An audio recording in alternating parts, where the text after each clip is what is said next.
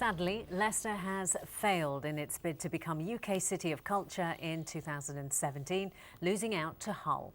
The announcement was made live on television early today as teams representing the four cities gathered to hear the outcome of 10 months of campaigning.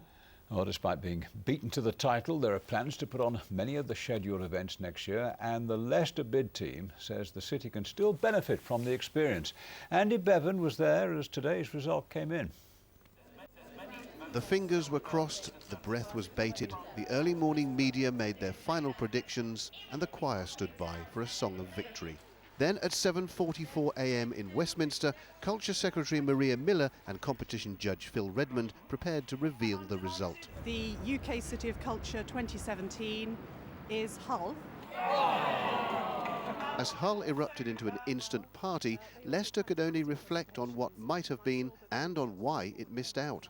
I think it may well be that the regeneration that goes with being City of Culture is something that perhaps Hull were able to demonstrate that they need desperately. And it may be, in a strange sort of way, that Leicestershire were just perhaps too good, that we already have a lot of very good things here. Leicester had never been the favourite, that was Swansea Bay. But the team here thought that the city's diverse cultural mix, coupled with its existing arts and entertainment calendar and its middle-of-the-country location, meant it was in with a good chance.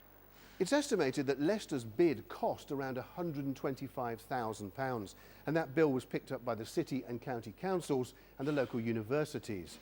They all thought it was money well spent, as did many of the people of Leicester. The problem is, those handing out the prize didn't.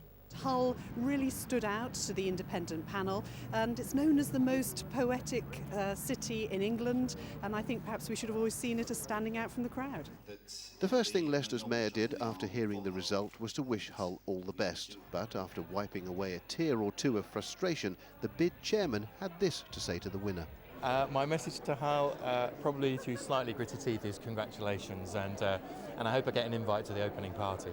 All is not lost for Leicester, though. There are plans to put on many of the events planned for 2017 in 2014 instead. Quietly in the background, a few of us have been working on a plan B. Of course, we've never wanted to say that out loud because we didn't want to jinx our chances. But actually, we get to go ahead and do quite a lot of the great ideas that we had as part of the bid process, and we get to do them anyway. We get to do them sooner, starting next year, so we can start planning now. So maybe there is something for Leicester to sing about after all. It may not be the lovely day they wanted, but it's not quite back to the drawing board.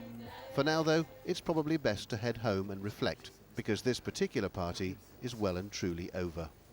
Andy Bevan, ITV News.